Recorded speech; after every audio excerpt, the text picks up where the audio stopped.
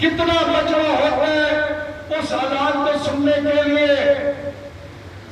اذان سنتے ہیں، روتے ہیں، گریہ کرتے ہیں، چیخیں بلند ہوتی ہیں، لیکن یاد رکھنا جس کی یہ اذان لی جا رہی ہے اس نے اذان کے بعد حسین کے پیچھے نماز بھی پڑھی ہے.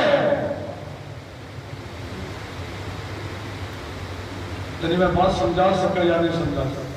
وہ مؤذن نمازی تھا جس نے اذانیں سنی، انہوں نے نماز پڑھی. آپ ذرا بہت سارے پاپا لوگوں میں منظر تو دیکھ رہے، اذان ختم ہوئی، بندے گئے. کتنے بندے بچ جاتے ہیں نماز جماعت میں شریک ہونے کے لیے؟ ذرا آپ خود فیصلہ کیجیے، کتنے بندے بچ جاتے ہیں؟ یہ ہزاروں کا مجمع ہوتا ہے، اذان علی اکبر شروع ہوتی ہے، گریہ کر رہے ہیں.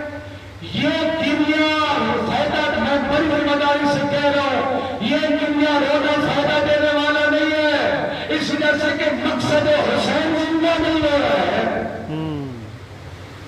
مقصد حسین تو زندہ اس طرح ہوگا، اذان دینے والا اذان دے، گریہ بھی کرے، وہیں نماز کی صفحہ بن جائے.